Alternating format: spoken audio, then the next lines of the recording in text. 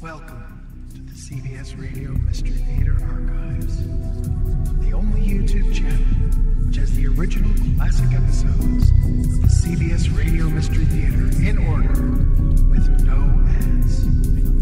Thank you for listening, and now, enjoy the show.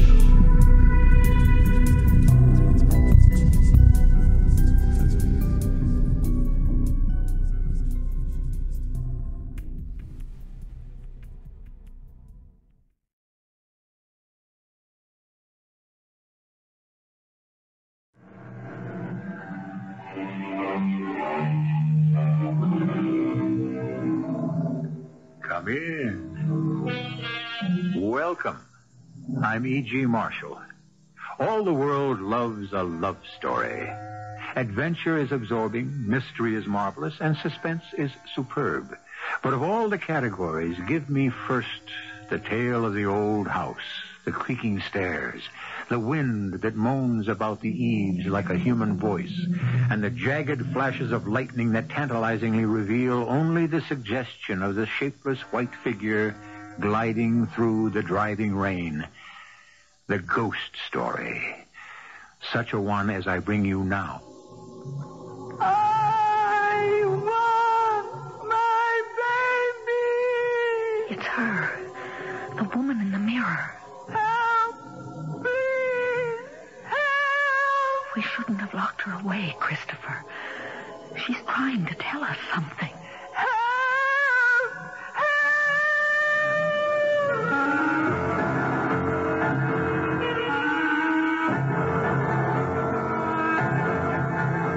Our mystery drama, Legacy of Guilt, was written especially for the Mystery Theater by Ian Martin and stars Roberta Maxwell.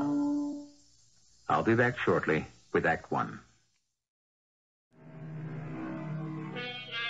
The house is some 40 miles outside New York, perched on a bluff over the Hudson. An easy hour's commute. It is a perfect example of American Victorian, with fancy gingerbread moldings, surrounded by a wide porch, the steep roof crowned by a useless tower room. It is rambling without being large, and stands in considerable disrepair. A situation that Tom and Angie Barr, two young New York actors who have just become parents as well as new householders, intend to repair. Tom, what are you doing? Oh, I overcut one of the shelves a smidge, so I'm backing it off with a wood rasp. I don't mean that. It's after dinner, and this is supposed to be your day of rest. Angie, Sunday's the only night off I get from the play. Exactly. So you ought to spend it with me, to say nothing of your son. Honey, I spent all day with you and the baby. That was a hardship? Oh, come on. You know it wasn't. Hey, what's the matter with you? Something wrong with his nibs? No, he's fine. Sleeping like a baby? What else? Oh, darling. Angie. Tom, darling, I don't care what you do with your spare time. You just have so little of it. But I do want you to relax. Look at who's talking. You can't kid me anymore since I had the baby. It took Christopher to teach me how to slow down. This time off from the soap opera has been invaluable to me. This building and remodeling is good for me. It's sort of therapy. It looks like hard, tiring work to me. But it isn't. It's a joy. It's a real challenge. Like these shelves I'm building into these two alcoves. They're going to be wonderful. We've got crates of books, and the shelves balance the ones around the fireplace on the opposite wall. Now, that's just the point. Why does the wall stick out in the middle here a couple of feet? I thought we knew all about that. It's because the big kitchen fireplace backs up on this, and the stick-out part here is the chimney and the flue. That's what I thought at first, but look, what if it was a double flue, and behind this is a second living room fireplace? So? What if it is? Angie, can't you see? If the living room here had opposing fireplaces, how it'd make the room stunning instead of just plain marvelous. I see what you mean. But wouldn't it be a terrible amount of work? I'm not suggesting we start tonight. Good, because I want you to come up to the attic with me. I've been finding all sorts of interesting stuff up there. Like what? Something that would please me and make me happy if it could be salvaged. An old mirror and vanity. I thought they might be just right in the bedroom. If there's anything connected with the bedroom I haven't provided so far, by all means. You idiot. Come on, darling. Let's have a look at your vanity in the attic.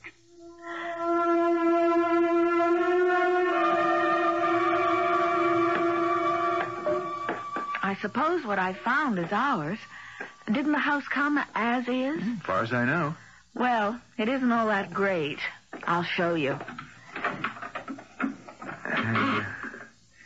See, there's a light somewhere. It's overhead, right in the middle. Half a sec. There. Oh, gesundheit. Boy, there's enough dust. I don't think anyone's been up here except me in the last 50 years. More like the last century. There's a little lost alcove over here between the eaves and the chimney wall. The stuff's in here. Shall I drag it out? Would you mind? Now, here's your vanity thing. Ooh, heavier than it looks. Gesundheit! Turnabout is fair play. Still, maybe some tortured spirit from the past is trying to tell us something. What? Amidst the dust of ages, from out the grave I cry, open not the pages, let sleeping vanities lie. What's that from? I made it up myself. Okay, I lugged out your dressing table. Does it still grab you? You know what it is? That's mahogany inlaid with rosewood. And look at that marvelous 3/4 length oval mirror. What about the rest of the junk in here? I don't think it's anything we'd want. Except maybe the trunk. What's in there? I don't know. I didn't know if I should open it. Or could. Oh, let's have a look. Oh, my. What is it? Faded old baby clothes. Oh, aren't they sweet? All handmade. And? Well, they've never been used. Any of them. At least, I'm pretty sure not. Anything we can use for Christopher? No. They're practically disintegrating. They must be 100 years old. Anyway, I don't want Christopher in any hand-me-down. Honey, I was only kidding. Oh, look at this. What? An old photograph. Isn't she beautiful? Let me see. Yeah, she is. You know why? What do you mean? She looks a lot like you. You see it? She does. Sort of. Only I'm not that pretty. Oh, don't you ever believe it. She looks awful sad, though. Her eyes are kind of haunted. Gives you a shivery feeling. I wonder what got her so uptight. Maybe these clothes were for her baby, and she lost it or something. So, what do I do about this dressing table? Oh, just leave it till we know if it's ours to use. Yeah, check into it first thing tomorrow morning.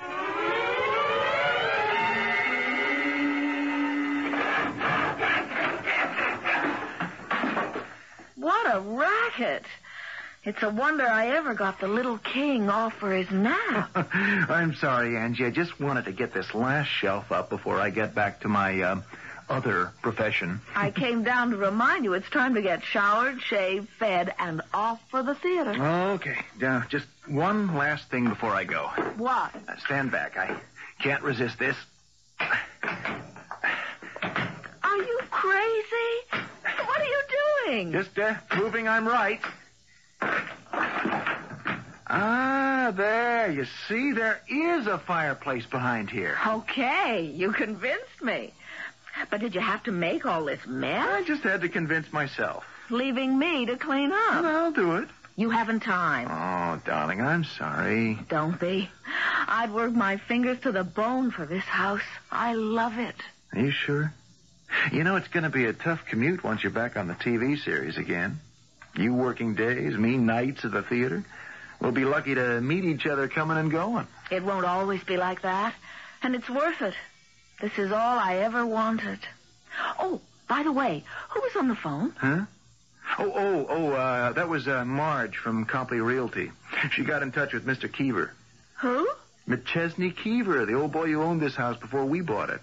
Says he doesn't know anything about the things we found in the attic, and we're welcome to him. That's wonderful. Now, you want to lug your famous vanity down to the bedroom before I go clean up? Doesn't it look magnificent? There's no question. It's a handsome piece of furniture in its way. I know it's old-fashioned and Victorian, Tom, but that's its charm. It fits the room. It just sits there by the wall as though it belonged there. If you like it, I like it. And I really do, anyway. It's an unexpected bonanza. Hey, I can't hang around here admiring it. I'm going to miss half hour tonight. Go on and have your shower. What are you going to do? Oh, just take a sponge and clean up the mirror a bit. Why don't you do it tomorrow instead? You look tired. Oh, I have it away. Don't know what it is. Although your son and heir did keep me up quite a bit last night. Well, maybe he's having a tooth? Oh, at 4.5 weeks? Idiot. Go shave. Okay. Okay, old mirror. Let's see what a little elbow grease and soap can do. Come on. You've got to do better than that. It's like looking at someone underwater. Come clean.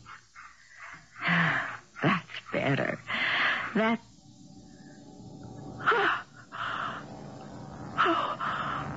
Oh, no. That's not me. That's... who are you? Who do you want? Who?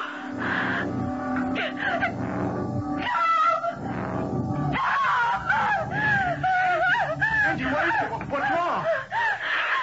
Look. Where? In the mirror. What? Can't you see? Oh, yes, the reflection. It's not very good, sort of wavy, but we'll... But who is it? Who is it? Well, you, darling, of course. No, it's not me. Can't you see? It's her. Her? Who's her? The girl in the old faded photograph.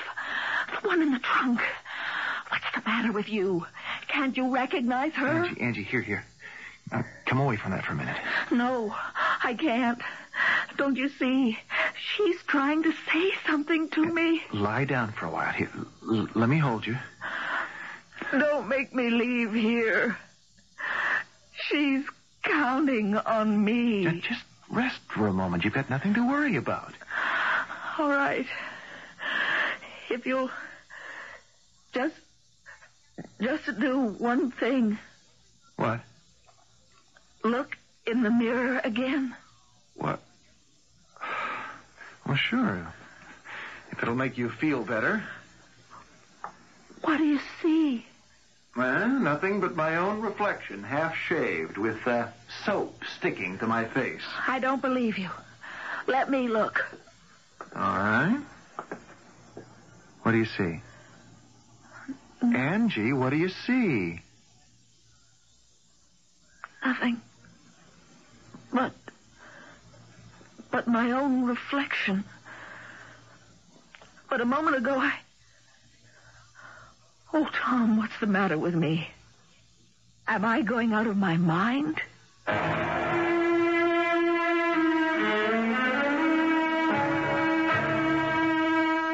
What is the answer to Angie's question? The only thing one can see in a mirror is a reflection. But just supposing, you looked in a mirror and found a totally different person staring back at you. Someone who must have been dead long ago. Would your reaction have been so different from Angie Barr's? I shall return shortly with Act 2.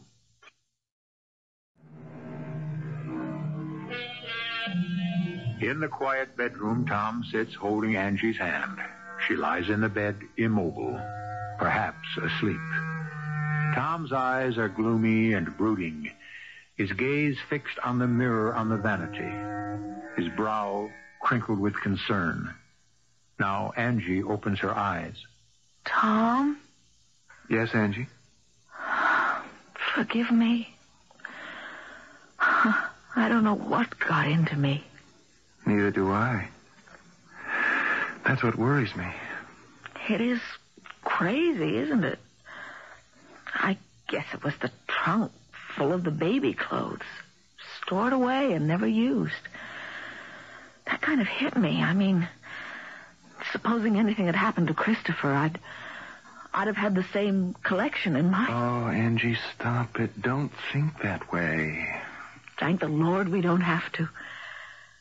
But I do understand the way that poor girl must have felt. Honey, we don't even know if it was her baby. Or even if she had one in the first place.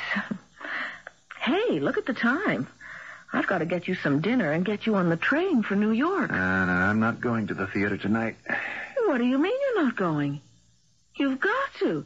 It's in your contract. Well, the standby can go on. I'm calling in sick. I can't leave you alone up here, Angie. Not after what happened. I'll be all right. Honest, Tom. Look, I'll prove it. I'm looking in the mirror, and what do I see? Me. That's all. And I look like something the cat dragged in. One good reason I'm not leaving you. You can't be alone. I'm not alone. I've got Christopher. Well, suppose you had another wingding. Who'll take care of him? All right. I'll get someone over here to be with me. Marge or someone. But I can't let you miss a performance because of me. Please, Tom. I'd never forgive myself. Okay. Just so long as there's someone here with you. Oh, isn't he a killer? Hey there, Tiger. Say hello to your Auntie Marge.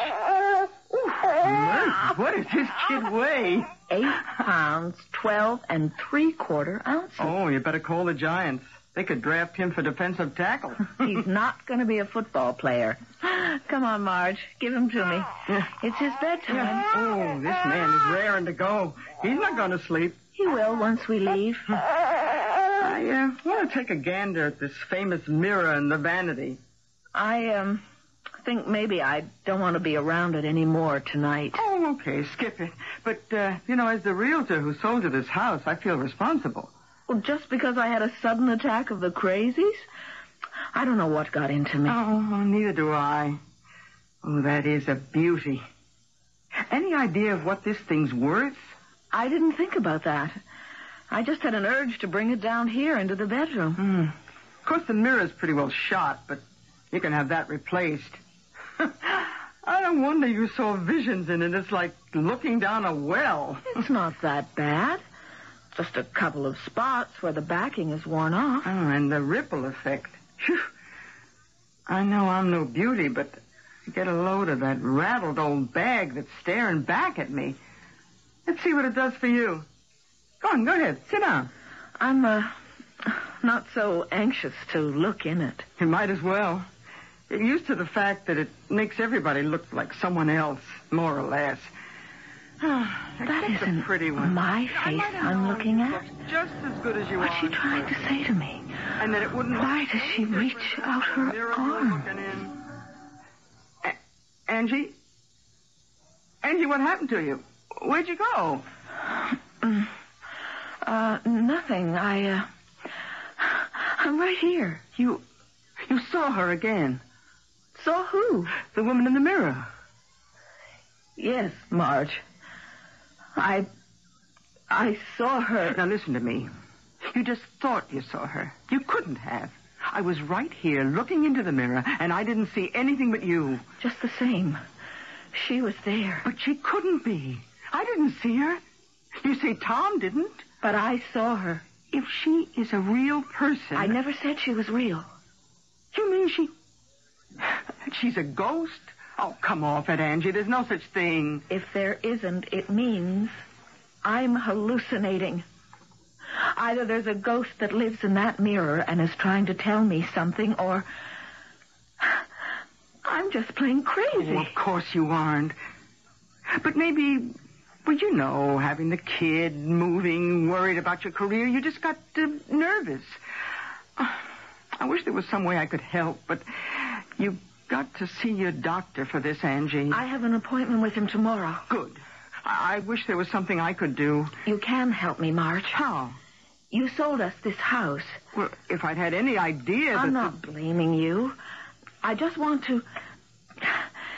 Do you think you could arrange for me to meet the old gentleman who owned it? Oh, honey, I never even met him myself. It was all done through lawyers. Can I meet the lawyer so I can get around to seeing him? Well, what do you want to see him for? I want to ask him about this vanity and the mirror and a trunk with some baby clothes and who it is in the picture I have.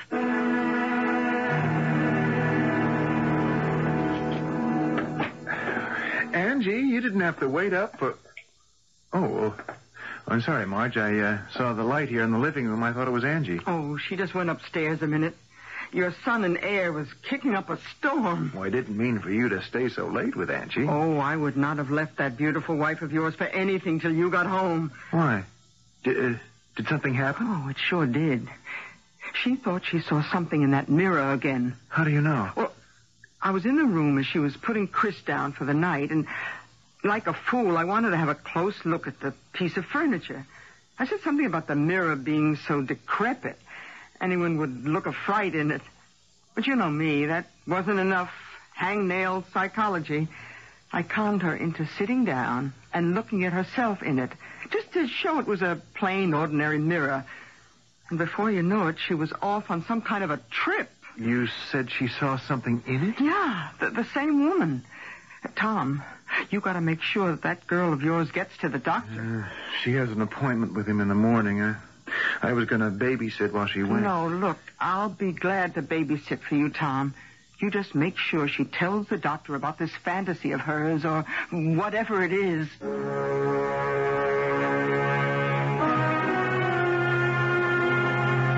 And this reflection in the mirror, or this woman who seems to appear, isn't anyone you know? No, Doctor. Well, that is, in a way. I mean, she looks like me, sort of. And also like the picture of the woman Angie found in an old trunk in the attic. The one with all the unused baby clothes. Yes. What do you think it could be, Doctor? Well, instead of that, let me tell you what I think it isn't. What's that? You're a relatively new patient for me, Mrs. Barr, but all the records I've received on you from Dr. Frazier, they indicate that you're a healthy, well-balanced young woman. But you are an actress, and you have just had a baby. I don't see what that's got to do with it. I think I do. This mysterious visitor has appeared twice. Once right after you'd found the old trunk full of baby clothes and the picture of a woman who, I must say, does look remarkably like you. Very beautiful woman, I might add. Has to be, if she looks like Angie. I agree.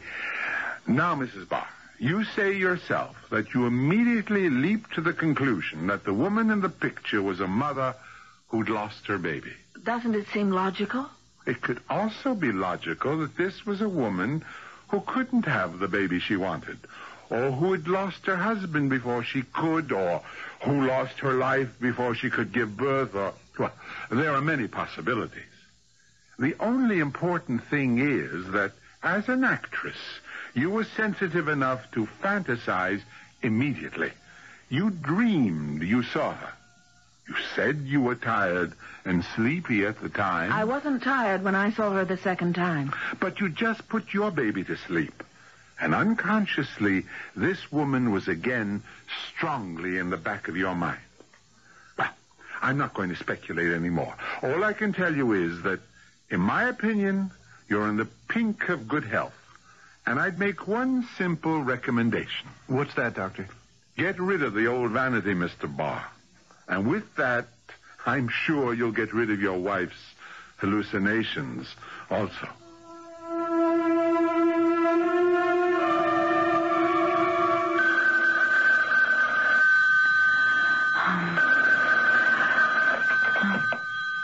Hello? It's Tom, Angie. You all right? Tom, where are you? Aren't you at the theater? Yeah, it's intermission. I was worrying about you, so I just thought I'd call. What are you doing? I just finished feeding the baby, and I was putting him to bed. Everything okay? Tom, we took the vanity back up to the attic, even though I felt kind of silly about it. So what could be wrong? I don't know. I'm perfectly all right. I hope. Just wish I'd gotten a nurse for the baby so there'd be someone with you. Cheer up. She comes next Monday. I promise you I'll make out till then. Yeah, well, hang, they're calling places. Angie, don't stay up for me. I won't. As soon as I get Chris off, I'm going to bed myself. And stop worrying about me. I'll try. Angie? Yes. I love you. And I love you. Oh, Mother's little darling. Were you jealous because I said I loved another man? You know Mommy loves you just as much. She knows just how wonderful you are and how much you mean to her. Don't cry, honey. Mommy has you safe in her arms. What's that? Oh, it sounded as though someone cried out.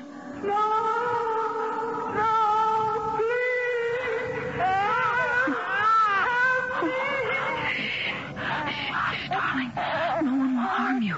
It's coming from the attic. It's her. The woman in the mirror. Oh, the poor thing. We've got to help her. We will help her, won't we? My big man. We shouldn't have locked her away, Christopher. We shouldn't. She's trying to tell us something. I can't turn away. She's asking for help. I've got to try. Where's the light? There.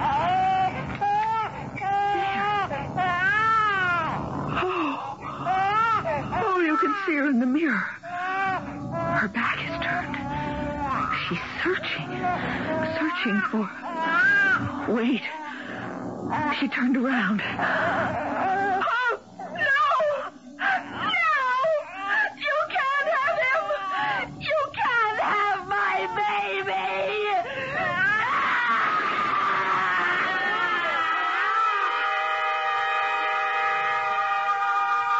Whatever she has seen in the mirror, Angie, clutching her child to her with one hand, has lunged forward and spun the glass towards the wall so violently that the mirror shatters into 1,000 shimmering pieces. Like a wild animal, Angie rushes headlong down the stairs from the attic to lock herself and her baby in her bedroom. I shall return shortly with Act 3.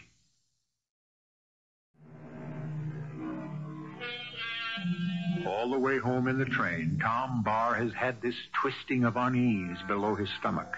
Most of us have felt this premonition at one time or another about someone we love, this kinetic feeling that can only be explained by ESP or simple hunch.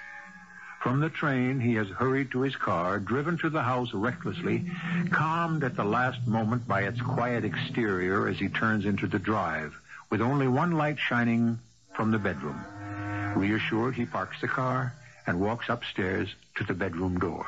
Oh, Tom, I'm so glad to see you home, darling. Oh, it's all right, Angie. Hey, you're trembling all over. What is it? Oh, it's my fault. What? What is? It happened just after you called me. I just hung up when... Okay, darling. Oh, Tom, I'm so sorry. I didn't want this to happen. What to happen? After I hung up, I went to talk to Christopher a moment, and suddenly I heard someone, kind of far off, calling for help. I picked up the baby and went to the attic door to listen, because it didn't seem like it was coming from outside. When I opened the attic door, it was louder. Are you crazy? You thought someone was inside the house and you... Who did you think it was? I didn't have to think. I knew. It was her. Oh, no. I wasn't afraid then. I was only sorry for her. I mean, her voice was so sad and desperate. So I went up to the attic. For heaven's sake, why? I don't know, darling. I can't explain it. I could hear the voice, and it was echoey and strange. And sometimes I felt as if it was even coming from inside me. But I had to go. I had to respond to her call for help. You must have been out of your mind carrying the baby. I couldn't leave him alone. And I never thought, I never dreamed what could happen. Even after I saw her, You saw her? Where? In the mirror. When I turned on the attic light, it was like looking through a window into someone else's house. Only it wasn't. It was this house, our bedroom, as though I was the one in the mirror and looking through from where the vanity was. Darling Angie, don't try to go through it now. She was coming through the door, just as you did now. And as if she'd been searching the house. She was crying out for someone to help her find her child. I wanted to help, only suddenly... Suddenly what? She saw me with the baby in my arms, and she rushed towards me, getting bigger and bigger, till I knew she was going to burst right through the frame, and I thought, she's going to take my baby. And I took the mirror, and I turned it swivel to make the glass face the wall, and I guess there wasn't room, so it smashed, and the mirror flew everywhere. Hush, Angie. It's all right. I'm here now. What are we going to do? Well, we'll talk about that tomorrow. One thing for sure. We are going to get out of this house. I don't think I'll ever feel safe again, Tom.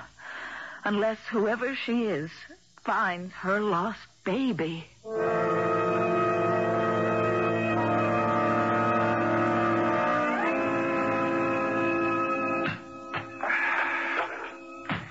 Tom? Oh, Angie. What are you doing? Oh, indulging in some emotional therapy, I guess. Anyway, since we'll have to sell a house, I've got to fix up this wall I broke through to the fireplace. I don't want to move, Tom. This is our house. Why should we be chased out of it? Well, I should think you could answer that easier than me, Angie. I can't help what I saw last night, what I heard. I didn't say you could. I'm not going to be driven out of my house. I won't let it happen. This is a problem that's got to be solved right here. Oh, by the way, Marge called. What does she want? Oh, something about McChesney Keever, the old boy who owned the house before we bought it. She said he was anxious to talk to us. Well, to you. Did you ask her to contact him? Yes, I did. Why? Because he's my only hope to establish that there really is a ghost in this house, and perhaps give us a clue how she can be exorcised.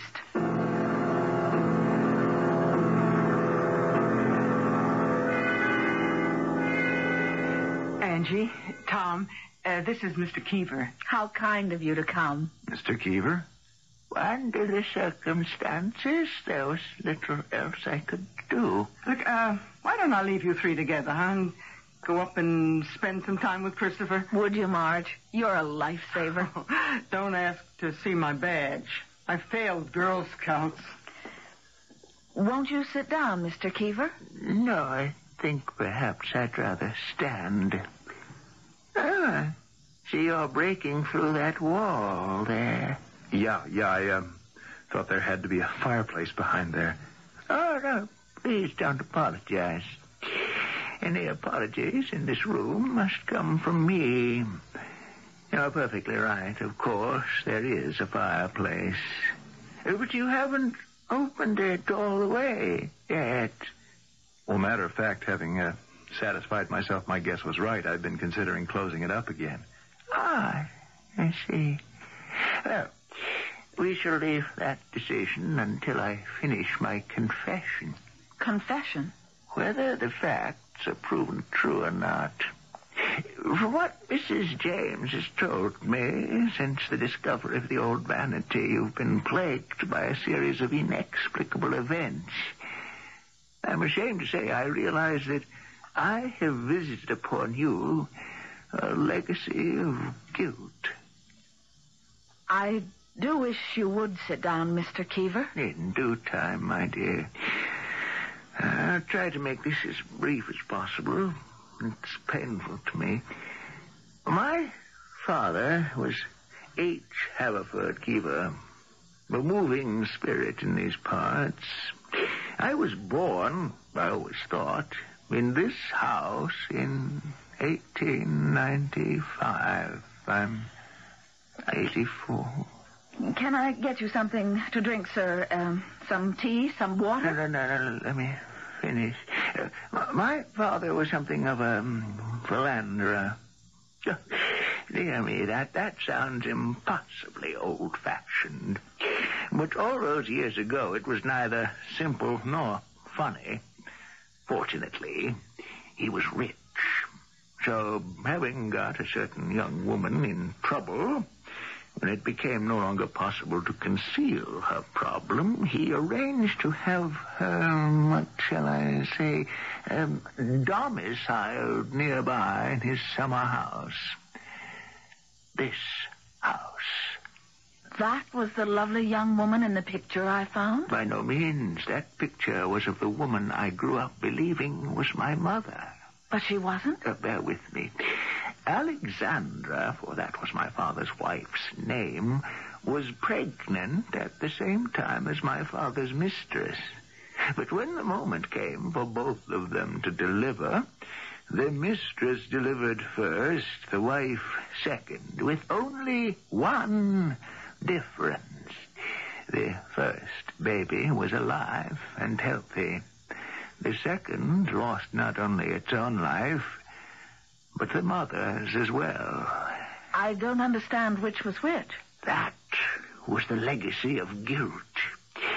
You see, I grew up believing that my mother died in childbirth, and that the woman my father married after a decent interval was my foster mother. But she was actually your real mother? Yes. But how? What happened to the baby who was stillborn? I have only my father's word for that. I've never wanted to test if it really was the truth. It didn't seem to matter anymore. What do you mean, your father's word? After his death, when the estate was finally settled, I was handed a letter that my father had left for me. I destroyed it after I read it, but I remember very clearly how it began. My dear and only son, I have lived with a lie all my life. And even now, confession comes hard to me. I bear a terrible guilt that I was responsible for destroying your relationship with your mother. There is no way I can make amends. This is only a selfish attempt to clear my own soul. I don't understand. I grew up believing that I had been responsible for my mother's death. And I resented my father's wife for pretending to be my mother, not knowing that she really was. Do you understand now? You were substituted for the child that died. Correct. But what happened to the dead baby? It was too late for it to become a matter of record. It had to be disposed of. How?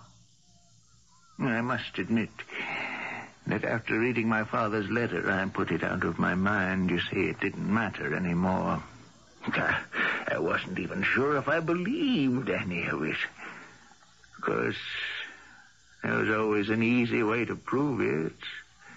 But somehow it didn't seem worth the effort. What was it, sir? Life is so frequently more bizarre and unreal than any story. You see, there's a problem in opposing fireplaces. If one flue draws better than the other, a room can quickly be filled by smoke. At the time I was born, my father was in the process of walling up one of the fireplaces in this room. There was a small and tiny corpse to be disposed of. Where better than a hearth that was about to cease to exist also? Oh, murder. No. Not that. I just meant that... Now that it's all out in the open, why don't we make sure?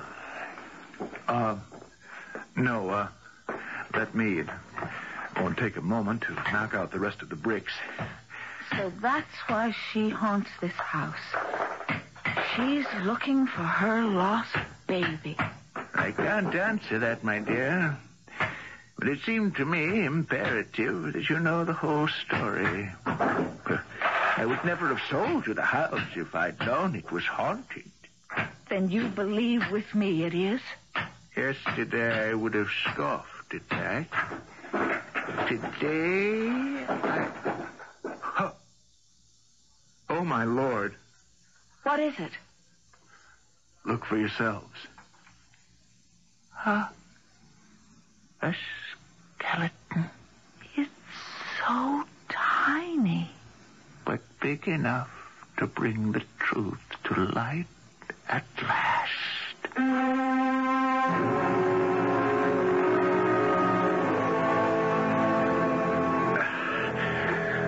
Okay? I have it. Put it down. All right. Now, you drop your end first. That's it. There. Back where it belongs. Oh, I don't know how you talk me into these things. Why would you want the vanity back down here? I just said it. Because it's where it belongs. Without a mirror? We'll replace that. Oh, that poor old man. Huh? Mr. Keever. Oh, yeah.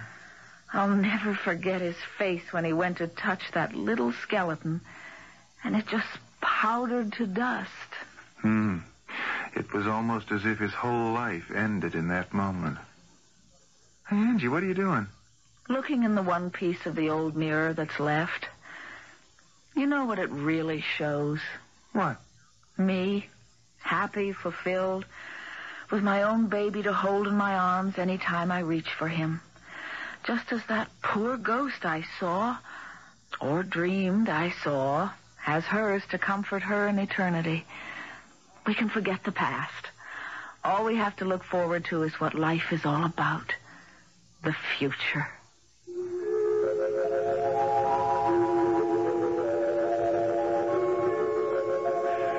So the ghost is laid to rest. A tiny ghost, never even born, but one who has perhaps found immortality in the arms of a mother who gave her own life to bear him. The past is buried. The legacy of guilt wiped out. And Tom and Angie Barr can once again look ahead to their marriage promise with as much hope as anyone else can, to live happily ever afterwards.